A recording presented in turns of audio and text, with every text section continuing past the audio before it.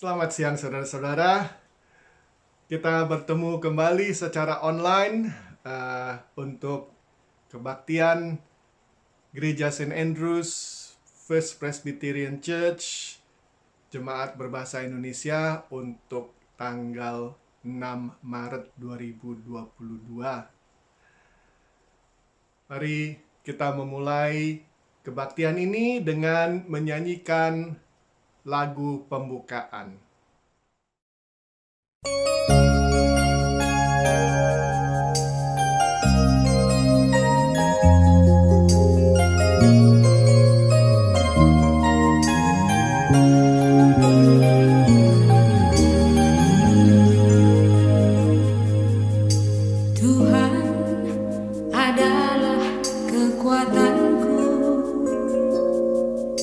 Bersama Dia ku tak akan goyah.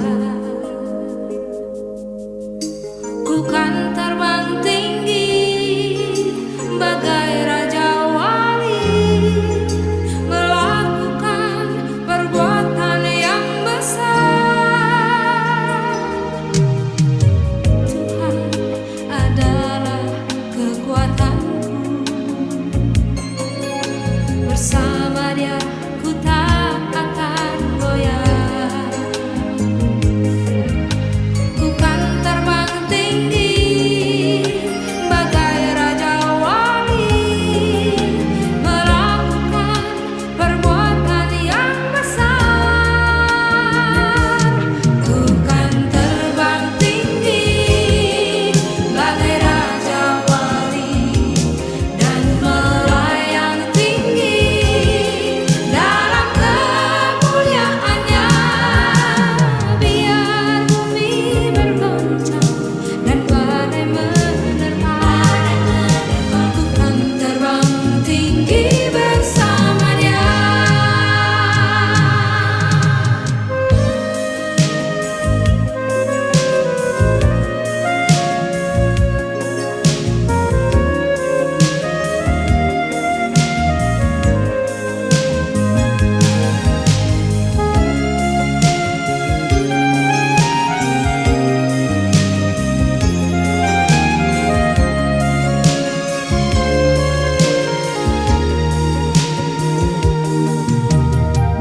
Tuhan adalah kekuatanku,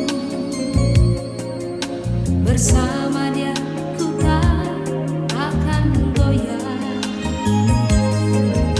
Ku kan terbang tinggi bagai Raja Wali, melakukan perbuatan yang besar. Ku kan terbang tinggi bagai Raja Wali dan melayang tinggi dalam kemuliaannya. Biar bumi bergoncang dan badai menerpa, ku kan terbang tinggi bersama Dia. Ku kan terbang tinggi bagai Raja Wali dan melayang tinggi dalam kemuliaannya. Biar bumi bergoncang dan badai menerpa, ku kan terbang tinggi bersama Dia. Ku kan terbang tinggi bagai Raja Wali dan melayang tinggi dalam kemuliaannya. Biar bumi bergoncang dan badai menerpa, ku kan terbang tinggi bersama Dia. Ku kan terbang tinggi bagai Raja Wali dan melayang tinggi dalam kemuliaannya. Mari kita berdoa. Bapa kami di surga, kami datang ke dalam hadirat-Mu yang kudus. Kami ingin memberi syukur Bapa karena Engkau adalah Tuhan yang sungguh sangat baik. Kami diberikan kesempatan untuk berkumpul bersama-sama, walaupun tidak secara fisik di dalam gedung gereja. Kami diberikan kesempatan untuk bisa mengadakan kebaktian secara online. Kami ingin memberi syukur untuk teknologi yang sudah ada, sehingga kami boleh berkumpul bersama-sama. Ajarkan kami Bapa untuk terus mempunyai sikap yang memberi syukur kepada Engkau, sikap yang menghitung berkat-berkat yang Kau telah limpahkan kepada kami. Terima kasih Bapa, terima kasih. Bapa, kami juga ingin memberi syukur walaupun kasus Omikron di Auckland begitu melonjak, tapi kami ingin memberi syukur Bapa karena sampai saat ini hospitalization, orang-orang yang dimasukkan ke dalam ke rumah sakit karena COVID itu masih bisa ditangani dan bisa diatasi. Kiranya Engkau boleh terus memberkati supaya kasus Omikron ini bisa terus ditangani dan diatasi untuk orang-orang yang perlu masuk ke rumah sakit. Bapak, kami juga ingin memberi syukur walaupun sekarang kami terkena Omikron, tapi kami ingin memberi syukur karena di Selandia Baru waktu ada penyebaran Delta, kami sungguh sangat diberkati dan dilindungi oleh Engkau sehingga tidak menyebar begitu banyaknya. Kami juga percaya untuk penyebaran atau kasus Omikron, Engkau juga akan terus melindungi dan Engkau akan terus menjaga kami. Terima kasih Bapa, kiranya Engkau boleh terus memberkati pemerintahan dan juga orang-orang yang ambil bagian untuk mengambil keputusan mengenai COVID ini dan juga yang membantu dalam bidang kesehatan supaya Engkau berikan hikmat kepada semua orang ini Bapa. Bapa, kami juga ingin memberi syukur karena di Selandia Baru kami diberikan secara cuma-cuma rapid antigen test. Kiranya Engkau juga boleh memberkati supaya tidak banyak orang yang mengambil kesempatan atau take advantage karena ini gratis terus diambil dan di stockpile untuk di rumah, supaya orang yang benar-benar memerlukan rapid antigen test ini bisa kedapatan, bukan orang-orang hanya stockpiling saja Bapa. Bapa, kami juga ingin memberi syukur karena kami sudah memasuki masa Prapaskah di dalam kalender gerejawi. Kiranya Engkau boleh terus mengingatkan kami untuk memfokuskan pikiran kami kepada pekerjaan yang dilakukan oleh Tuhan Yesus dan apa yang Dia sudah lakukan selama Dia di dunia ini.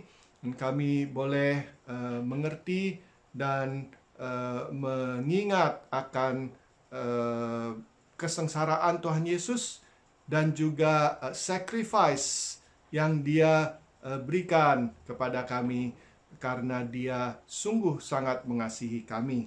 Terima kasih Bapa. Bapa, kami juga ingin terus memberi syukur karena Engkau telah menjaga kami, membimbing kami, Engkau memberi kami kesehatan dan juga kami pada hari ini boleh berkumpul bersama-sama secara online untuk mengadakan kebaktian online ini Bapa. Bapa, terima kasih juga untuk pemberian-Mu yang terbesar yang tidak habis-habisnya kami mengucapkan syukur kepada Engkau untuk anak-Mu Tuhan Yesus Kristus yang Kau telah berikan pada kami.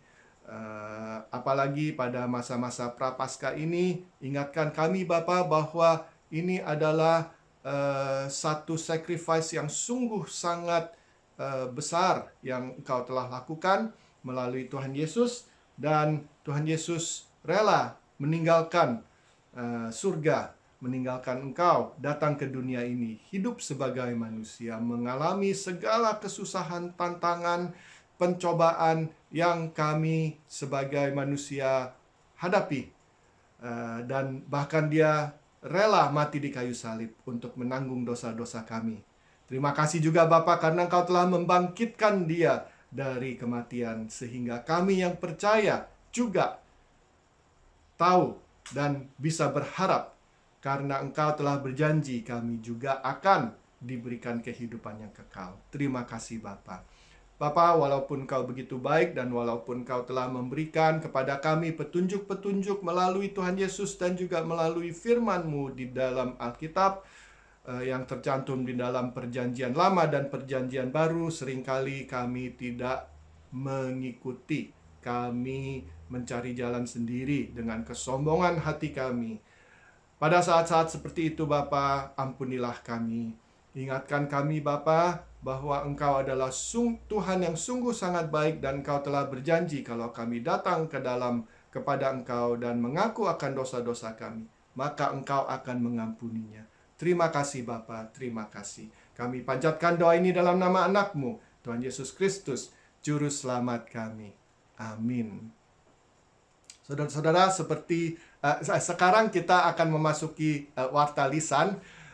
Seperti apa yang sudah diumumkan melalui surat, email, dan juga melalui WhatsApp group, Indonesian Council dengan dukungan session mengambil keputusan untuk bulan Maret kita akan hanya mengadakan online service karena melonjaknya kasus Omikron di Auckland. Ini dilakukan supaya gereja kita itu bukan menjadi satu tempat penyebaran Omikron. Jadi kita melakukan online service selama bulan Maret. Nanti pada akhir bulan Maret, IC akan meninjau kembali, melihat situasinya apakah kira-kira sudah safe atau enggak untuk kita kembali ke gedung gereja. Jadi ingat, jangan datang ke gereja untuk minggu-minggu ini sampai pada akhir bulan Maret. Nanti kita akan memberikan lagi berita apakah kita akan kembali ke dalam gedung gereja untuk mengadakan kebaktian di dalam gedung gereja. Untuk youth akan tetap diadakan di gereja, tapi ini akan diadakan outdoor. Oke, jadi session-session yang akan diadakan itu akan diadakan outdoor supaya mengurangi kemungkinan penyaluran COVID, karena di luar lebih sedikit chance-nya. Dan juga youth itu juga tidak terlalu banyak orangnya, jadi chance-nya itu jauh lebih kecil. Jadi itu akan terus dilakukan selama bulan Maret dari pukul 5 sampai 6.30, tapi karena ada situasi Omikron ini tidak ada makan bersama. Jadi setelah session youth ini, anak-anak akan pulang ke rumah masing-masing. Untuk sekolah minggu, mungkin ada yang berpikir, online service kok nggak ada children's talk. Nah, untuk sekolah minggu, guru-guru sekolah minggu dan juga saya berdiskusi, dan kami mengambil keputusan untuk mengirimkan link video kepada orang tua. Setiap orang tua yang ada anak di sekolah minggu itu sudah dikirimkan link, dan kami menganjurkan supaya orang tua bersama-sama melihat video itu yang sudah dikirimkan linknya, dan setelah melihat video itu kami menganjurkan supaya orang tua dan juga anak-anak mendiskusikan pertanyaan-pertanyaan yang sudah diberikan bersama-sama dengan link itu. Jadi untuk anak-anak sekolah minggu itu juga masih tetap ada, tapi kami meminta supaya orang tua juga ikut serta untuk membantu. Tapi bahan-bahannya sudah diberikan, jadi sudah dikirimkan kepada orang tua. Jadi jangan berpikir bahwa kami mengabaikan atau mencuekkan anak-anak sekolah minggu. Kami sudah menyiapkan bahan-bahannya juga.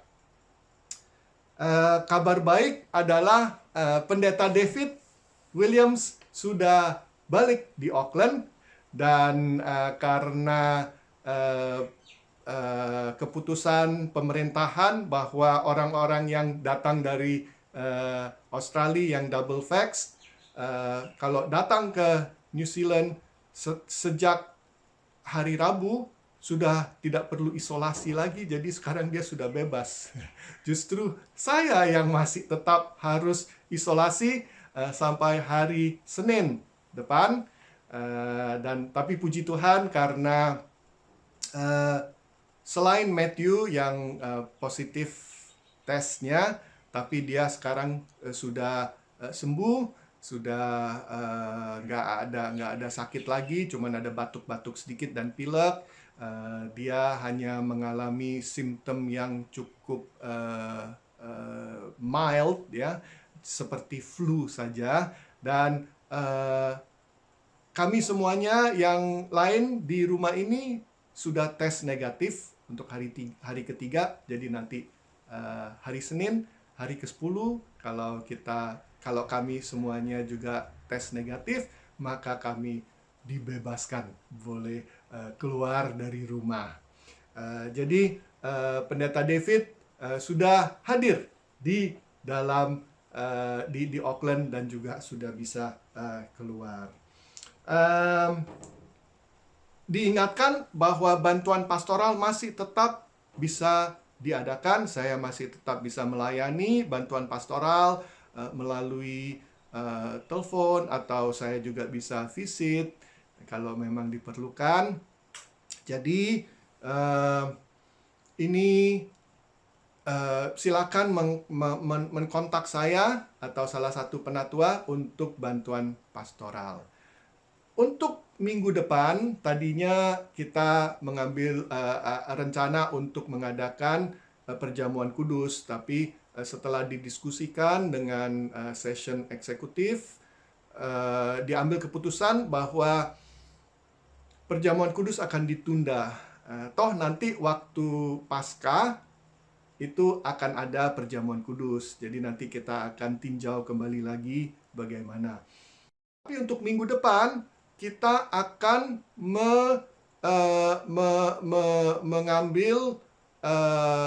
mengumpulkan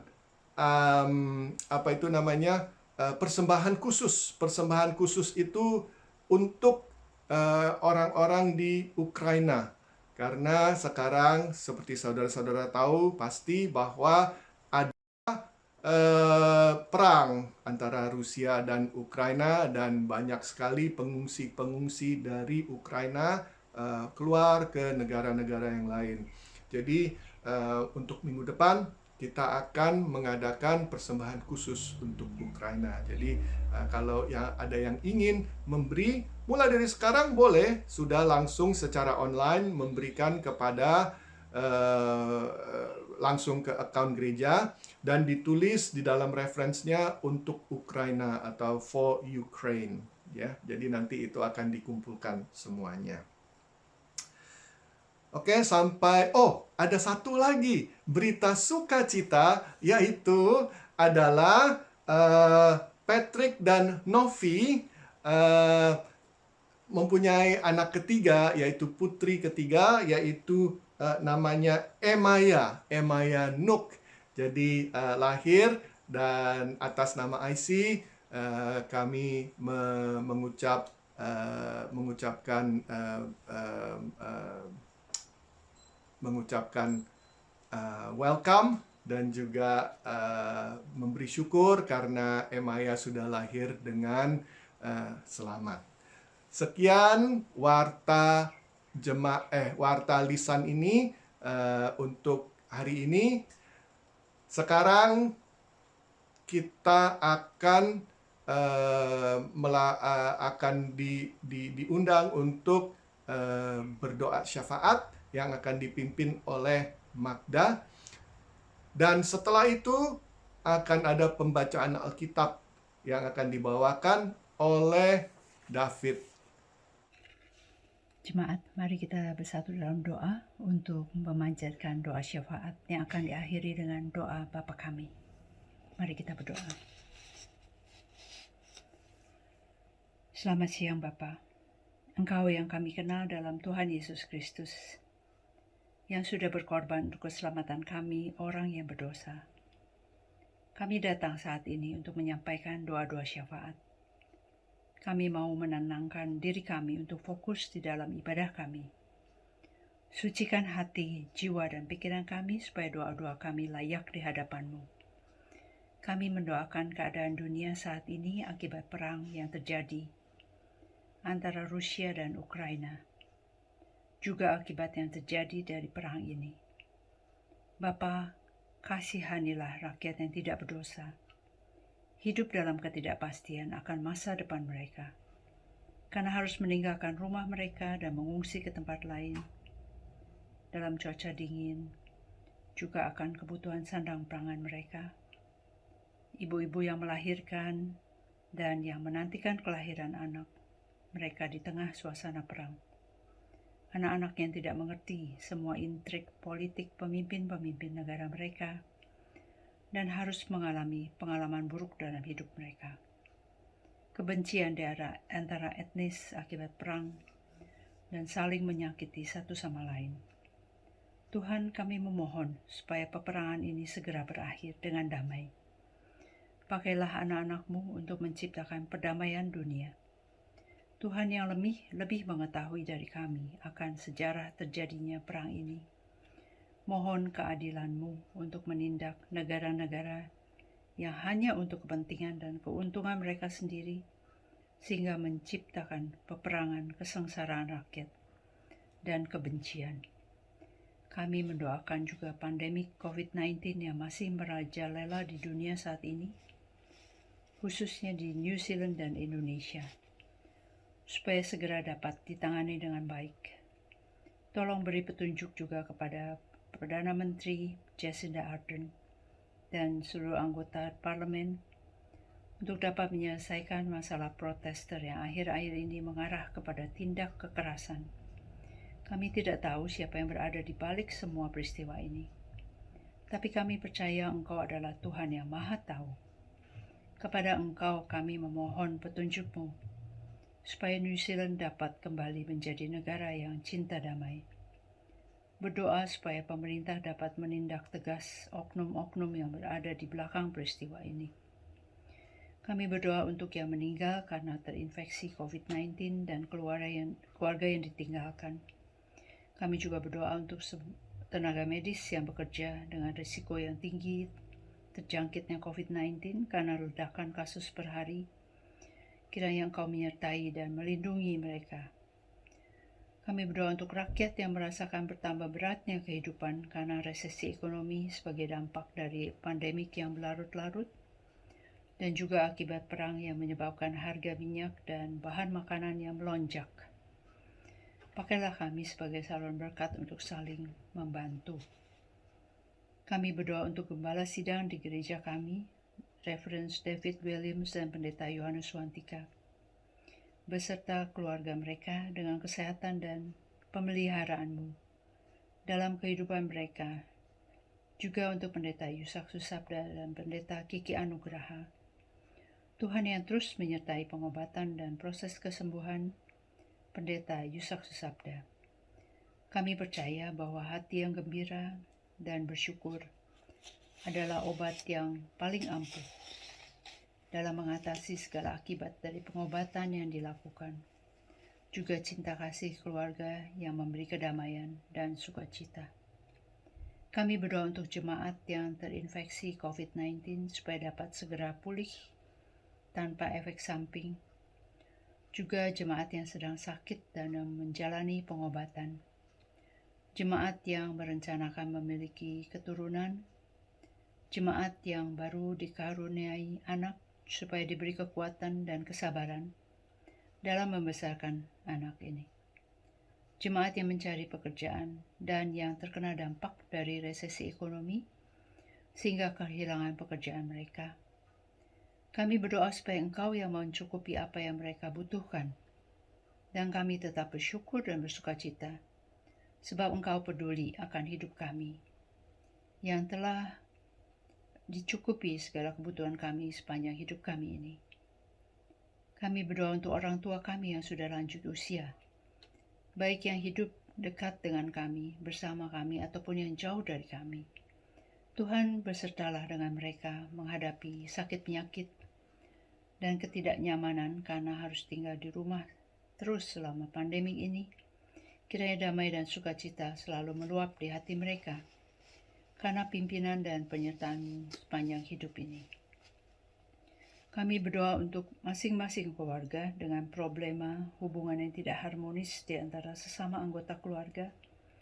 Kiranya Roh Kudus yang Engkau sudah curahkan untuk kami, supaya dapat membuka mata rohani kami untuk berpikir jernih dan bijaksana. Berdoa untuk para orang tua untuk dapat mendidik anak-anak sesuai ajaran-Mu, dan Roh Kudus yang menuntun hidup anak-anak ini untuk mau mengenal Engkau sepanjang hidup mereka, dan tidak terpengaruh dengan ajaran sekuler dari lingkungan tempat mereka bersekolah, bergaul, ataupun bekerja. Kami berdoa untuk jemaat yang mengurus izin tinggal ataupun izin kerja untuk dapat menetap dan bekerja di New Zealand.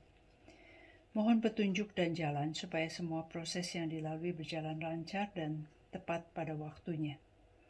Kami berdoa untuk pekabaran Injil melalui anak-anak-Mu yang sudah Kau tempatkan di seluruh dunia.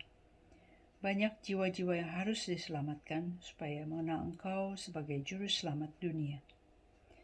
Beri kesehatan, pemeliharaan-Mu dan keselamatan mereka di tempat yang berbahaya dan menolak mereka. Kiranya Roh Kudus yang selalu menjaga iman mereka untuk tetap setia dan semangat mengabarkan Injil. Inilah doa dan permohonan kami. Kabulkan sesuai dengan kehendak-Mu dan berbicaralah kepada kami masing-masing untuk mengerti apa kehendak-Mu dalam hidup kami. Kami akan mengakhiri doa syafaat ini dengan doa Bapa kami. Bapa kami yang di surga, dikuduskanlah nama-Mu, datanglah kerajaan-Mu, jadilah kehendak-Mu di bumi seperti di surga. Berikanlah kami pada hari ini makanan kami yang secukupnya, dan ampunilah kami akan kesalahan kami, seperti kami juga mengampuni orang yang bersalah kepada kami. Dan janganlah bawa kami ke dalam pencobaan, tetapi lepaskanlah kami daripada yang jahat, karena Engkaulah yang mempunyai kerajaan, dan kuasa, dan kemuliaan, sampai selama-lamanya. Amin. Selamat siang saudara-saudara. Pembacaan firman pada hari ini diambil dari kitab Injil Lukas 23 ayat 32 sampai 38. Dan ada juga digiring 2 orang lainnya, yaitu 2 penjahat untuk dihukum mati bersama-sama dengan dia. Yesus disalibkan. Ketika mereka sampai di tempat yang bernama Tengkorak, mereka menyalibkan Yesus di situ dan juga kedua orang penjahat itu, yang seorang di sebelah kanannya dan yang lain di sebelah kirinya. Yesus berkata, "Ya Bapa, ampunilah mereka, sebab mereka tidak tahu apa yang mereka perbuat." Dan mereka membuang undi untuk membagikan pakaiannya. Orang banyak berdiri di situ dan melihat semuanya. Pemimpin-pemimpin mengejek dia, katanya, "Orang lain dia selamatkan, biarlah sekarang ia menyelamatkan dirinya sendiri. Jika ia adalah Mesias, orang yang dipilih Allah." Juga prajurit-prajurit mengolok-olokkan dia. Mereka menunjukkan anggur asam kepadanya dan berkata, "Jika engkau adalah Raja orang Yahudi, selamatkanlah dirimu." Ada juga tulisan di atas kepalanya, "Inilah Raja orang Yahudi." Demikian firman Tuhan untuk hari ini, yang berbahagia yang mendengar dan melakukannya. Haleluya. Sebelum kita mendengarkan firman, mari kita menyiapkan hati kita masing-masing dengan menyanyikan lagu persiapan firman.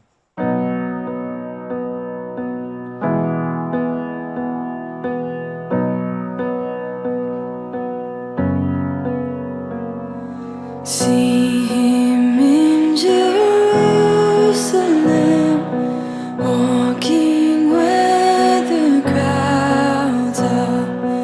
Once these streets had sung to him, now they cry for murder. Such a frail and lonely man, holding up the heavy cross. See him walking in Jerusalem, on the road to save us.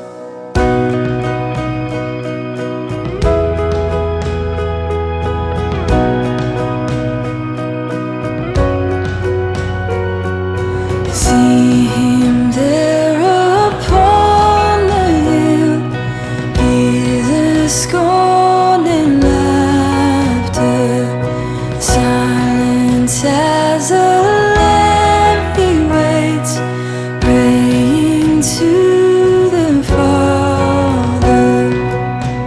See the King who made the sun and the moon and shining stars. Let the soldiers hold and nail him down, so that he could save them.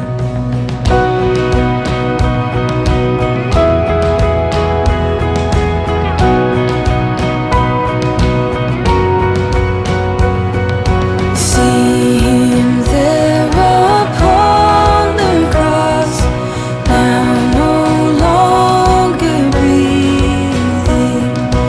Dust that formed the watching crowds takes the blood of Jesus. Feel the earth is shaking now. See the veil is split in two, and he stood before the wrath of God, shielding sinners with his blood.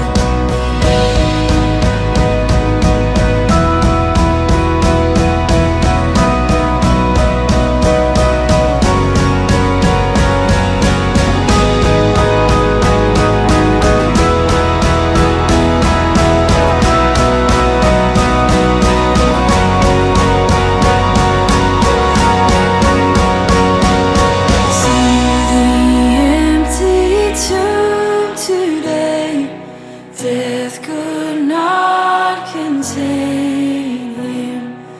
Once the servants of the world, now in victory reigning. Lift your voices to the one who is seated on the throne. See him in the new Jerusalem. Praise the one who saved us. Lift your voices to the one who is seated on the throne. See him in the new Jerusalem. Praise the one who saved us. Praise the one who saved us.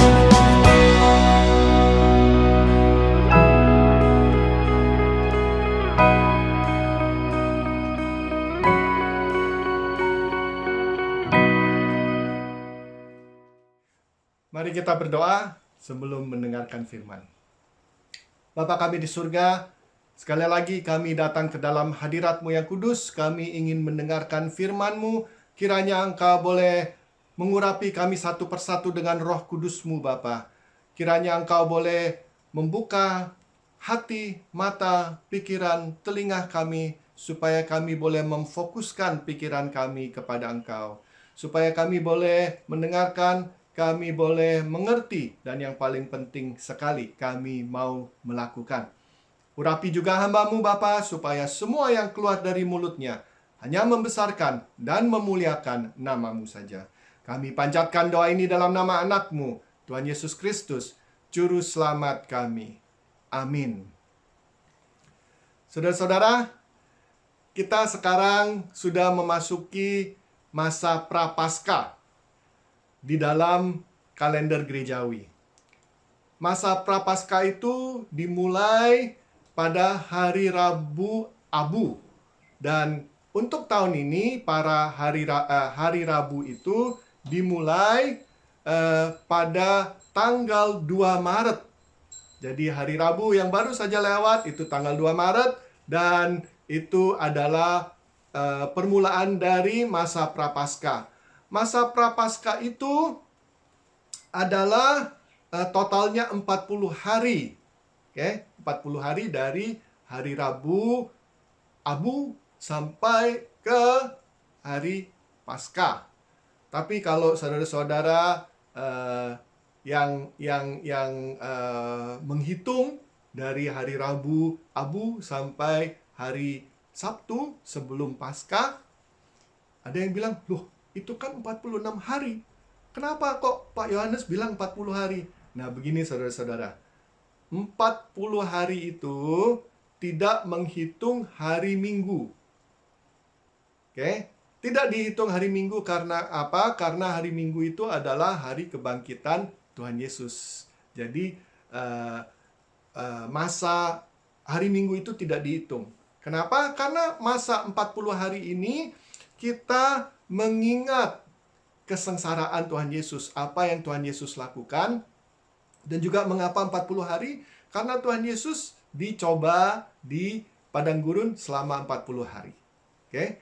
Jadi untuk mengingat apa yang Tuhan Yesus alami dan lakukan bagi kita, dia menghadapi tantangan, mengalami kesusahan ya selama 40 hari, kita mengingat itu, maka dari itu kita semuanya kita itu 40 hari, saudara-saudara. Jadi saudara-saudara, karena ini adalah masa Prapaskah, saya ingin mempelajari kata-kata Tuhan Yesus yang dikatakan, yang diucapkan oleh Tuhan Yesus waktu dia di kayu salib. Oke, waktu dia di kayu salib, dia mengucapkan beberapa kata-kata, dan kata-kata yang diucapkan ini sungguh sangat menarik, sungguh sangat membantu kita sebagai orang-orang Kristen untuk bisa mengikuti contoh Tuhan Yesus. Jadi hari ini kita akan mempelajari kata pengampunan. Tuhan Yesus waktu di kayu salib, dia mengucapkan kata pengampunan yang yaitu adalah, ya Bapa, ampunilah mereka sebab mereka tidak tahu apa yang mereka perbuat. Saudara-saudara, kata-kata yang Tuhan Yesus katakan di kayu salib, waktu dia digantung di kayu salib, dia dalam keadaan susah, keadaan sakit, keadaan yang sangat menakutkan. Dia bisa berdoa, mengeluarkan kata-kata, ampunilah mereka. Mungkin ada yang mengatakan, oh nggak heranlah, kan dia Tuhan. Tuhan Yesus ya bisalah. Dia mengatakan itu, wah kalau saya nanti dulu, waduh susah kalau disuruh mengampuni, ya seperti itu. Tapi ingat saudara-saudara bahwa memang benar Tuhan Yesus itu Tuhan. Tapi dalam pengertian kekristenan, Tuhan Yesus itu 100% manusia dan juga 100% Tuhan. Jadi walaupun dia Tuhan, tapi dia juga 100% manusia. Nah, kita yang manusia, kita pasti tahu. Bagaimana kan kalau ada orang yang berbuat salah kepada kita? Dan Tuhan Yesus adalah manusia 100%. Maka dari itu, apa yang dia lakukan itu sungguh sangat berarti dan sangat besar. Apa yang dia alami itu bukan hanya satu hal yang remeh, yang gampang. Tuhan Yesus bisa mengatakan, ampunilah mereka. Bayangkan saudara-saudara, Tuhan Yesus sebelum dia disalibkan, dia mengalami banyak kesengsaraan. Dia dibawa ke rumah imam besar, dan dia di sana ada orang-orang yang memberikan kesaksian yang palsu mengenai dia. Oke, saudara-saudara, kalau ada orang yang mengucapkan kata-kata yang tidak benar mengenai saudara-saudara, bagaimana rasanya? Ya, dia mengalami itu. Lagi dia dibawa ke Pilatus. Dan di sana dia diejek. Jadi secara mental dia mengalami kesengsaraan. Lebih dari itu lagi, dia dicambuk. Berarti dia mengalami kesengsaraan secara fisik. Secara fisik, secara mental. Oke. Orang bohong tentang dia. Ini yang dia alami sebelum dia disalibkan, saudara-saudara. Jadi saudara-saudara, bayangkan, dalam situasi seperti ini Tuhan Yesus mengalami kesusahan, kesengsaraan secara mental, secara fisik. Dalam situasi seperti ini, dia bisa mengatakan, ampunilah, saudara-saudara. Ini adalah satu hal yang sungguh sangat menarik, saudara-saudara. Ya, ini adalah contoh yang diberikan oleh Tuhan Yesus kepada kita. Nah, saudara-saudara, seperti saya tadi katakan, sebenarnya ucapan Tuhan Yesus ampunilah ini adalah sebuah doa. Sebuah doa, saudara-saudara. Kenapa sebuah doa? Karena Tuhan Yesus berkata kepada Bapa, Bapa, ampunilah mereka. Jadi ini adalah satu doa. Nah, bayangin saudara-saudara. Dia disalib. Dia disalibkan. Dia mengalami kesusahan, kesengsaraan secara fisik, kesusahan, kesengsaraan secara mental. Dia sakit. Tapi dia masih tetap bisa berdoa. Berdoa untuk siapa? Bukan untuk orang-orang yang mengasihi dia. Bukan orang-orang yang memberi support kepada dia. Bukan, saudara-saudara. Dia berdoa untuk orang-orang yang berbuat jahat kepada dia. Orang-orang yang menyalibkan dia. Para prajurit-prajurit yang ada di sana. Mereka itu yang melakukan perbuatan yang menyakiti secara fisik dan secara mental dan secara emosional kepada Tuhan. Tuhan Yesus bisa berdoa. Dia berdoa, ampunilah Bapa, karena mereka tidak tahu apa yang mereka berbuat. Tuhan Yesus berdoa untuk orang-orang yang melakukan perbuatan yang tidak baik terhadap dia. Dan ini adalah satu nubuatan, ya. Jadi di dalam Yesaya 53 ayat 5, di sana dikatakan, tetapi ia dilukai karena dosa-dosa kita dan didera karena kejahatan kita. Ia dihukum supaya kita diselamatkan, karena bilur-bilurnya kita disembuhkan. Jadi saudara-saudara, bayangkan saudara-saudara, Tuhan Yesus mendoakan orang-orang yang berbuat jahat kepada dia. Tapi saudara-saudara, Tuhan Yesus itu melakukan ini. Kenapa? Kenapa dia melakukan seperti ini? Karena dia ingin memberikan contoh kepada kita. Kita ini pengikutnya. Sebaiknya kita melihat, oh, Tuhan Yesus bisa seperti itu. Itu idealnya. Sebaiknya kita juga coba untuk melakukan.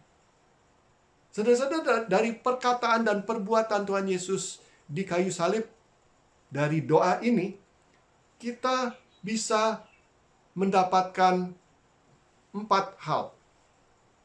4 hal. Oke. Hal yang pertama yang Tuhan Yesus lakukan adalah Yesus mengasihi musuhnya dan tidak membalas orang yang jahat, yang berbuat jahat kepadanya. Tadi saya sudah katakan kan, Tuhan Yesus mendoakan siapa? Orang-orang yang menyalibkan dia, yang mengejek dia. Itu yang didoakan. Bukan orang-orang yang dekat pada dia, orang-orang yang mengikuti dia, orang-orang yang memberi support pada dia, bukan. Dia mendoakan orang-orang yang berbuat jahat. Tuhan Yesus tidak membalas orang-orang yang melakukan perbuatan jahat. Nah, bagaimana dengan kita, saudara-saudara? Kalau saya gampang marah. Saya gampang marah. Orang berbuat sesuatu yang salah aja udah matanya udah mendelik, ya. Mukanya udah merah, gitu ya. Tapi Tuhan Yesus, bagaimana saudara-saudara? Ini adalah contoh bagi kita. Kalau kita disalahkan, orang melakukan yang tidak baik, orang yang mengejek kita, orang yang berbohong, mengatakan sesuatu yang tidak benar tentang kita, apa yang kita lakukan? Biasanya udah langsung, gila itu orang, waduh, udah, saya nggak mau lagi sama dia, saya nggak mau lagi dekat sama dia, saya pokoknya nggak mau, udah biarin aja. Malah bisa, jangan-jangan kita berdoa ke Tuhan lagi, Tuhan kutuklah dia. Bukan itu yang Tuhan Yesus lakukan. Apa yang Tuhan Yesus lakukan adalah dia mendoakan musuh-musuhnya. Dia mendoakan orang-orang yang berbuat jahat. Dia tidak membalas dendam. Dia berdoa supaya orang-orang ini diampuni. Saudara-saudara, kalau kita bisa melakukan ini, maka tali persaudaraan antara orang-orang yang percaya itu akan jauh lebih erat. Karena kita semuanya tidak sempurna. Kita semuanya bisa melakukan hal yang menyakiti hati orang. Tapi kalau kita mengampuni orang yang berbuat salah kepada kita, maka akan ada satu penyelesaian dari masalah. Maka hubungan antara kita lebih erat. Dan ini juga sungguh sangat penting untuk orang-orang yang tidak percaya. Jadi kalau ada orang-orang yang melakukan hal yang tidak baik kepada kita, orang-orang itu tidak percaya, kita ampuni dia, orang-orang itu akan melihat, wah, ini orang Kristen seperti ini. Ya. Jadi, petunjuk yang pertama yang kita bisa ikuti dari Tuhan adalah jangan ambil dendam. Jangan membalas dendam. Ya, jangan mendendam, tapi kita mengampuni. Kita berdoa untuk orang itu. Itu yang Tuhan Yesus lakukan. Hal yang kedua yang kita bisa dapatkan adalah jangan mengutuk orang-orang yang berbuat salah kepada kita. Tapi kita doakan. Seperti Tuhan Yesus lakukan. Kita doakan. Ya. Biasanya kalau ada orang yang melakukan yang tidak baik, kita udah marah aja. Kita udah bilang, wah udah, pokoknya nggak mau lagi dah. Ini orang udah bohwat gitu ya. Kalau kita pakai bahasa Chinese-nya, udah bohwat dah. Udah, ya, nggak ada gunanya. Malah kita mengutuk dia. Tuhan Yesus tidak mengutuk. Mereka melakukan hal-hal yang sungguh sangat tidak baik. Tuhan Yesus bukan hanya menghadapi kata-kata yang tidak benar, tapi dia dihukum mati. Dia dihukum mati. Itu aja udah susah. Dia dihukum mati dengan cara yang sungguh sangat mengerikan. Karena penyalipan itu adalah metode yang paling berat, yang paling sadis yang dipakai oleh kerajaan Romawi. Itu biasanya untuk orang-orang kriminal-kriminal yang parah-parah sekali disalibkan. Tuhan Yesus, apa yang dia lakukan? Seharusnya dia tidak dihukum mati. Apalagi dihukum mati pakai salib. Bayangkan saudara-saudara, itu yang Tuhan Yesus alami. Tapi dia tidak mengutuk orang-orang yang menyatakan, ya, kamu ini dihukum mati, harus disalibkan. Apa yang dia lakukan? Dia mendoakan. Jadi saudara-saudara, bagaimana dengan kita? Maukah kita mendoakan orang-orang yang berbuat jahat kepada kita? Itu poin yang kedua. Poin yang ketiga adalah Yesus berharap dan dia tidak berputus asa, saudara-saudara. Saudara-saudara, kita harus ingat bahwa orang-orang yang menuduh dia itu adalah guru-guru, imam-imam yang benar-benar tahu firman Tuhan. Ya, tadi kita sudah membaca Yesaya 53 ya. Yesaya 53 itu sudah ditulis beratus-ratus tahun sebelum Tuhan Yesus datang. Itu adalah satu nubuatan, salah satu nubuatan mengenai Tuhan Yesus. Nah, saudara-saudara, seharusnya imam-imam ini adalah ahli-ahli agama yang baca Alkitab setiap hari, yang menunggu-nunggu Mesias. Tapi waktu sang Mesias itu datang, mereka buta matanya. Mereka tuli kupingnya. Mereka tidak bisa melihat bahwa inilah Mesias yang mereka tunggu-tunggu. Saudara-saudara, tahukah bahwa para ahli Alkitab menghitung kira-kira ada 300 nubuat mengenai Tuhan Yesus. 300.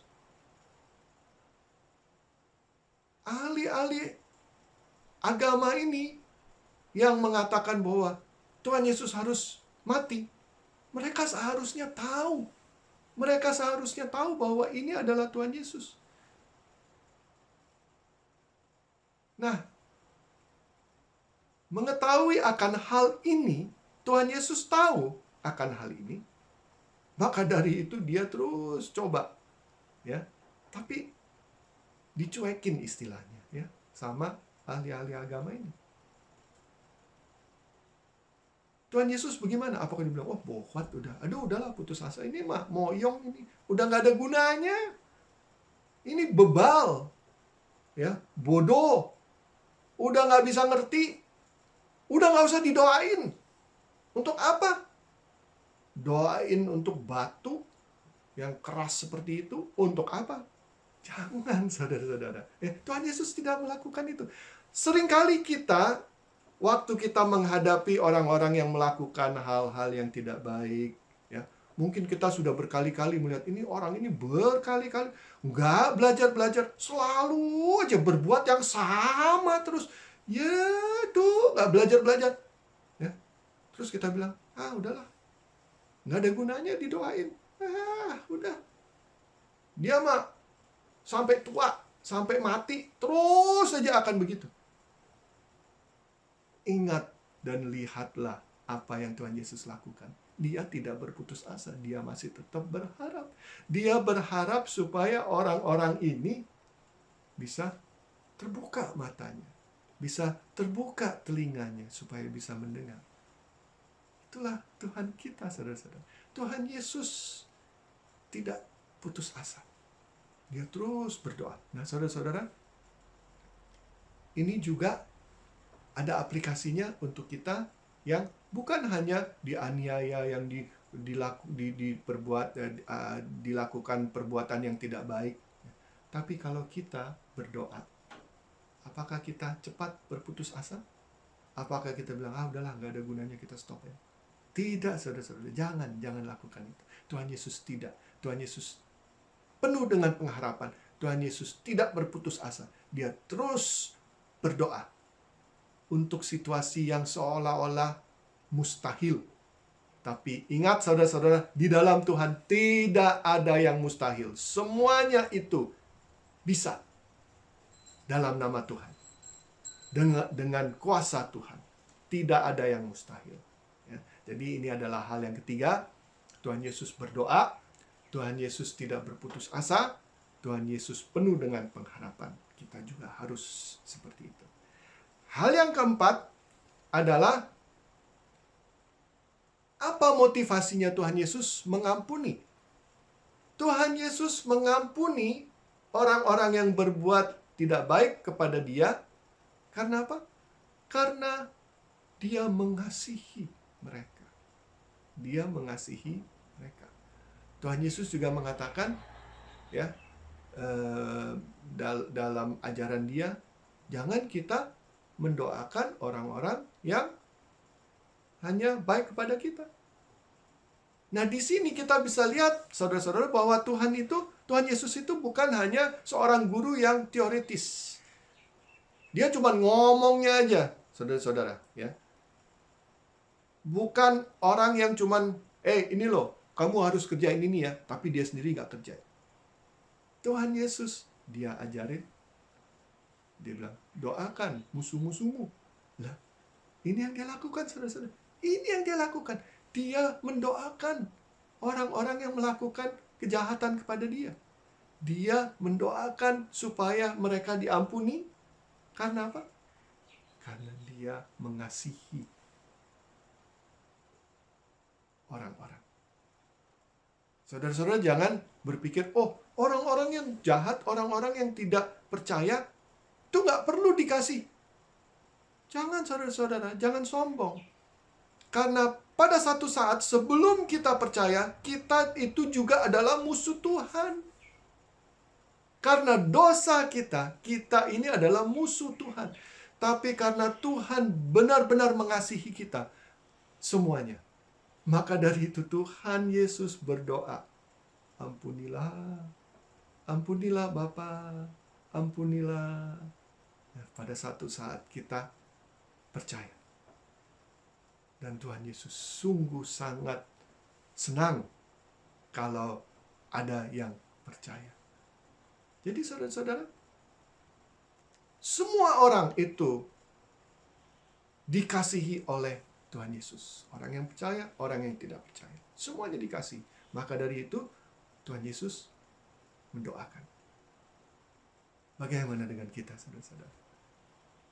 Mengasihi orang yang dekat pada kita, mengasihi orang yang baik kepada kita, mengasihi orang yang mendukung kita, mengasihi orang yang kalau kita ada masalah, kita didampingi. Itu mudah, itu gampang. Tapi mengasihi musuh kita, itu lain cerita ya saudara-saudara. Tapi inilah contoh yang Tuhan Yesus lakukan. Inilah yang Tuhan Yesus lakukan. Jadi saudara-saudara, bagaimana dengan kita? Apakah kita juga bersedia untuk mendoakan dan mengasihi orang-orang yang tidak melakukan hal-hal yang baik terhadap kita? Kalau memang kita benar-benar mau mengikuti Tuhan Yesus, kita harus berani untuk mengatakan, ya saya akan coba. Bukan berarti kita akan bisa lakukan. Oke? Mungkin harus 100 kali, 200 kali, mungkin 1000 kali. Ya, lain-lain orang lain lagi. Tapi poinnya adalah kita harus mencoba. Kita harus mencoba mengikuti. Ya. Kita yang sudah diselamatkan, saudara-saudara ingat waktu saya katakan kita yang sudah diselamatkan, setelah kita sudah diselamatkan kita menjalani proses pengudusan. Proses pengudusan inilah ya yang kita lakukan, kita jalani, kita ikuti contoh-contoh Tuhan Yesus. Dan kalau kita jalani dengan baik, maka kita akan lebih dekat dan lebih seperti Tuhan Yesus. Kita tidak akan menjadi sempurna selama kita masih hidup di dalam dunia ini, tapi kita bisa lebih mendekati. Nanti waktu kita di surga, kita akan sempurna. Tapi sekarang tidak. Jadi, saudara-saudara, ada orang yang melakukan yang tidak baik, ampunilah. Karena saudara sendiri pun juga nanti, saya sendiri pun juga nanti akan menyakiti hati orang lain. Itu kenyataan kehidupan. Tidak bisa meleset. Selalu itu. Nanti akan terus terjadi. Nah, jadi kalau kita bisa mau mengampuni orang lain, dan orang lain mau mengampuni, maka kita akan bisa lebih erat hubungan kita satu sama yang lain. Jadi saudara-saudara, dalam masa prapaskah ini, pada minggu ini, kita ingat kata pertama yang Tuhan Yesus katakan di kayu salib, ampunilah mereka, karena mereka tidak tahu apa yang mereka lakukan. Itu adalah sebuah doa yang Tuhan Yesus ucapkan. Dan ini adalah contoh yang Tuhan Yesus berikan kepada kita. Semoga kita semuanya mau mengikuti contoh yang Tuhan Yesus lakukan, yang berikan. Dan kita mau mengasihi musuhnya dan tidak membalas dendam. Kita mau mendoakan orang-orang yang melakukan tidak baik kepada kita. Kita tidak mengutuk mereka. Kita mau terus berharap dan tidak berputus asa. Dan kita mau mengampuni dan mengasihi orang-orang yang berbuat tidak baik kepada kita. Amin. Mari kita berdoa. Bapa kami di surga, sekali lagi kami ingin memberi syukur karena Engkau adalah Tuhan yang sungguh sangat mengasihi kami. Engkau mengampuni kami. Engkau, walaupun kami ini terus berbuat dosa, walaupun kami ini selalu menyakiti hati Engkau, tapi Engkau mengampuni. Ingatkan kami Bapa untuk mau mengikuti contoh Tuhan Yesus yang mau mengampuni, mau berdoa untuk musuh-musuhnya, mau mengasihi, tidak mengutuk, tidak membalas dendam, tidak berputus asa. Ajarkan kami Bapa untuk mempunyai sikap yang sama dengan Tuhan Yesus, supaya kami hari demi hari kami bisa lebih dekat lagi kepada Tuhan Yesus, lebih seperti Tuhan Yesus. Tapi nanti waktu kami ada di surga, hadap muka dengan Engkau, maka kami hanya pada saat itu kami akan sempurna. Terima kasih Bapa. Kami panjatkan doa ini dalam nama anak-Mu Tuhan Yesus Kristus, Juru Selamat kami. Amin. Saudara-saudara, mari kita sekarang mengucapkan pengakuan iman rasuli bersama-sama. Aku percaya kepada Allah, Bapa yang Maha Kuasa, Khalik langit dan bumi, dan kepada Yesus Kristus anaknya yang tunggal, Tuhan kita, yang dikandung dari Roh Kudus, lahir dari anak darah Maria, yang menderita sengsara di bawah pemerintahan Pontius Pilatus, disalibkan, mati dan dikuburkan, turun ke dalam kerajaan maut, pada hari yang ketiga bangkit pula dari antara orang mati, naik ke surga, duduk di sebelah kanan Allah, Bapa yang Maha Kuasa, dan akan datang dari sana untuk menghakimi orang yang hidup dan mati. Aku percaya kepada Roh Kudus, gereja yang kudus dan am, persekutuan orang kudus, pengampunan dosa, kebangkitan orang mati, dan hidup yang kekal. Amin. Sebelum kita mengakhiri kebaktian pada siang hari ini, mari kita menyanyikan lagu penutup. Setelah itu akan ada berkat.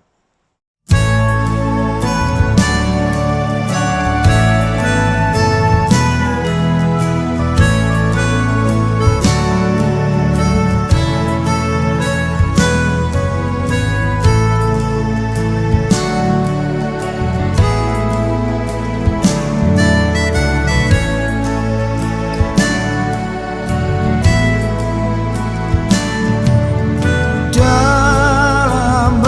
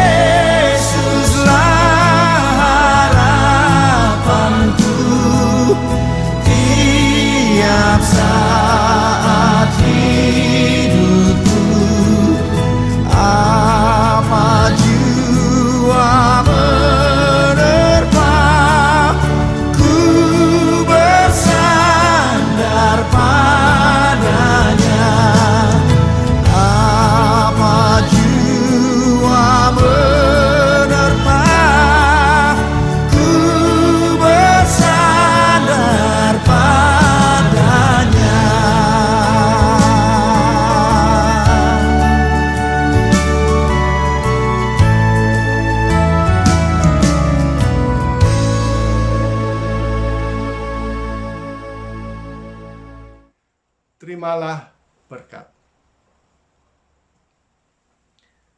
Allah sumber sejahtera melengkapi kalian dengan segala yang baik yang kalian perlukan untuk melakukan kehendak-Nya. Semoga dengan perantaraan Yesus Kristus, Allah mengerjakan di dalam kita apa yang diinginkannya. Hendaklah Kristus dipuji selama-lamanya. Amin.